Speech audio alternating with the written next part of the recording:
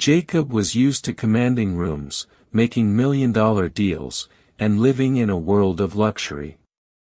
But today, dressed as a simple mailman, he was about to enter an entirely different reality, the modest home of his fiancée's family. His heart pounded, not with the usual confidence he exuded in boardrooms, but with trepidation. For once, money, status, and power meant nothing. Today, all that mattered was how they would see him. He expected awkwardness, maybe a few judgmental glances, but what awaited him at that doorstep was something far beyond his wildest imaginings. Title: A millionaire disguised himself as a mailman and went to meet his fiancée's parents. When he arrived at the house, he was Jacob Warner, a self-made millionaire, was used to luxury, wealth, and success. His rise to fortune had been nothing short of meteoric. He'd built his empire from the ground up, turning a small tech startup into a global conglomerate. At 32, his world revolved around board meetings, private jets, and lavish parties. Despite his outward success, there was something Jacob craved more than any of his accomplishments: genuine love.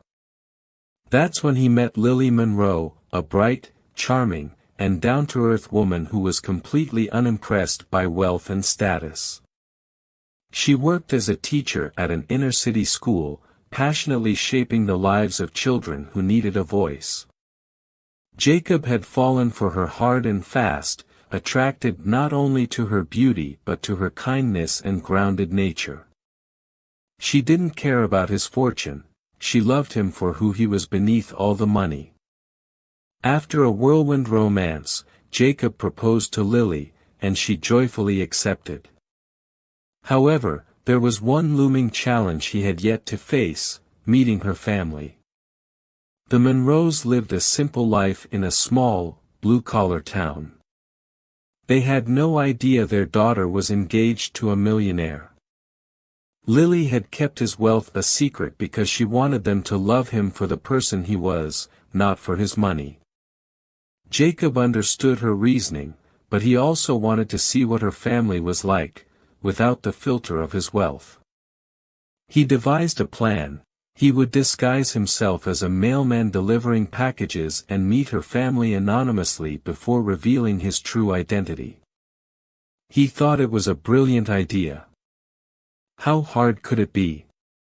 Little did he know, this plan would lead him into a whirlwind of secrets, conflict, and danger that would change his life forever. Jacob's hands gripped the steering wheel as he drove his modest delivery truck into the quiet suburban neighborhood where Lily's family lived. His heart raced with anticipation. He had rented the truck and donned the standard blue uniform of a mail carrier, complete with a baseball cap pulled low over his eyes. A pair of glasses, clear and unfashionable, sat on his nose, further masking his identity. The Monroe family house was small and tidy, with an old wooden porch, a garden of wildflowers, and peeling paint on the shutters. It was a far cry from the luxury penthouse Jacob called home, but there was a warmth in its simplicity. As he pulled up to the driveway, he rehearsed his lines, practicing his best mailman voice. He stepped out of the truck and approached the front door, holding a package in his hands. As he rang the doorbell, his pulse quickened. Lily had told him her parents were kind but protective. He hoped his disguise would hold long enough to get a glimpse into their world. The door creaked open, and he was met by a middle-aged woman with soft eyes and graying hair. She smiled warmly, though her gaze lingered on him with a hint of suspicion. "Good afternoon, ma'am," Jacob said, lowering his voice slightly. "I've got a package for Mr. Monroe." "Thank you," she said, taking the box. "Are you new around here? I haven't seen you before." Jacob fumbled with his words but managed to smile. Yes, ma'am. Just started last week. Her expression softened, and she invited him inside. Well, come on in. It's hot out there. You can grab a glass of water before you head out. Jacob hesitated but stepped inside, grateful for the opportunity to observe the Monroe household up close. The living room was cozy, filled with family photos, well-worn furniture, and the faint smell of freshly baked bread. It felt like the opposite of his sleek, modern lifestyle, but there was something comforting about it. Just as Jacob began to relax, a man stormed into the room. This had to be Mr. Monroe, tall, burly, with calloused hands and a permanent scowl etched on his face. He looked at Jacob with distrust, and Jacob immediately felt the weight of his presence. "Who's this?" Mr. Monroe demanded, his voice gruff and wary. "A new mailman, dear," Mrs. Monroe said, glancing between them. Mr. Monroe narrowed his eyes. "You're not from around here, are you?" Jacob stammered, feeling suddenly exposed. "And no, sir. Just started the route." The tension in the room was palpable, and Jacob's heart pounded in his chest. He hadn't expected Lily's father to be so hostile. Before he could think of an excuse to leave, the door burst open, and in walked Lily, who froze the moment she saw him. Lily's eyes widened in shock as she saw Jacob standing in her parents' living room dressed as a mailman. Her face drained of color, and for a moment, she seemed unsure whether to laugh or cry. Jacob could see the panic flashing in her eyes, and his own heart sank. "What are you doing here?" Lily whispered sharply, her voice a mixture of disbelief and anxiety. Jacob opened his mouth to respond, but Mrs. Monroe, sensing the odd tension, intervened. "Lily, do you know this man?" Lily hesitated, clearly torn between revealing the truth or maintaining the charade. Jacob watched her wrestle with the decision, and for a moment, he realized just how much he had underestimated the complexity of the situation. Yes, actually," Lily said, her voice trembling slightly. He's from the school. One of the teachers. We, work together." Jacob's heart dropped. He could see the pain in her eyes as she lied to her parents, and he realized the depth of the deception he had dragged her into. Mr. Monroe's eyes narrowed further, and Jacob could feel the distrust radiating from him. "School, huh?" Mr. Monroe said, his tone skeptical. "I don't like it when people come into my home and start acting suspicious." The room was thick with tension. Jacob knew he couldn't keep up the act for much longer. He wanted to come clean, to tell the truth and explain everything, but the fear of losing Lily's family's respect weighed heavily on him.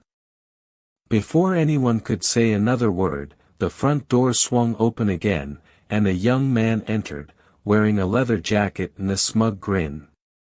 He looked at Jacob with immediate disdain. Well. Who's this clown?" the young man sneered, leaning against the doorframe. Lily's face paled even more. "Danny, this isn't a good time." Before Jacob could say anything, Danny stepped closer, his eyes cold and calculating. "You look familiar," he said, his voice laced with suspicion. "Where have I seen you before?" Jacob's mind raced. Had Danny recognized him? Had he seen him in the news or on the cover of some business magazine? The tension was unbearable.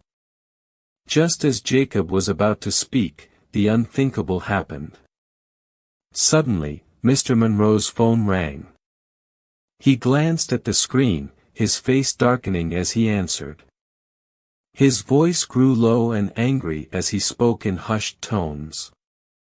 Jacob couldn't make out what was being said, but when Mr. Monroe hung up, the storm in his eyes was unmistakable. "Lily," he said in a dangerously calm voice, "can you explain why your fiancé is a millionaire posing as a mailman in my living room?" The room went dead silent. Jacob's heart stopped. How had Mr. Monroe found out? Was it possible that someone had recognized him after all? His mind whirled, trying to figure out how the situation had spiraled so quickly out of control. Lily's face turned ashen as she stammered for words. "Dad, I..." But Mr. Monroe wasn't interested in explanations. "Did you think I wouldn't find out? I just got a call from an old friend in the city. He said he saw your picture in some magazine. Your fiancé isn't some teacher, is he?" The room was filled with an unbearable silence as Jacob stood there, feeling the weight of his mistakes. He had come here to prove himself, to be judged for his character, but in trying to control the narrative, he had only made things worse. Lily stepped forward, her voice shaking with emotion. "Dad, please. Jacob made a mistake, but he's a good man. I love him." Mr. Monroe looked at his daughter with a pained expression. "I just want what's best for you, Lily. I don't care about his money. I care about trust and honesty." Jacob swallowed hard. "I'm sorry," he said softly. "I should have been honest from the start. I didn't mean to disrespect your family. I just wanted a chance to be seen as more than my wealth." For a long moment, no one spoke. Then, Mrs. Monroe, who had been quietly watching the whole scene, stepped forward. "Trust is earned, Jacob," she said gently. "But it's also something that can be rebuilt. If you truly love Lily, you'll find a way to make this right." Jacob nodded, his chest tight with emotion. He knew he had a long road ahead to earn back their trust, but he was willing to do whatever it took. For the first time in his life, Jacob realized that love, and trust, were worth more than any fortune. And with that realization, he knew this was just the beginning of a new chapter, one where money couldn't solve every problem, but where love could help build a stronger foundation. In the weeks that followed, Jacob worked hard to make amends. He spent time getting to know the Monroes, not as a millionaire, but as a man. Slowly, they began to see the person beneath the wealth, and trust was rebuilt, bit by bit. It wasn't easy, and there were moments of doubt and tension, but through it all, Jacob and Lily's love remained steadfast. They learned that while money could buy many things, it couldn't buy the most important things: trust, respect, and love. Those had to be earned, and Jacob was willing to earn them every day for the rest of his life. And so, the millionaire who had once disguised himself as a mailman found something far more valuable than fortune: he found a family.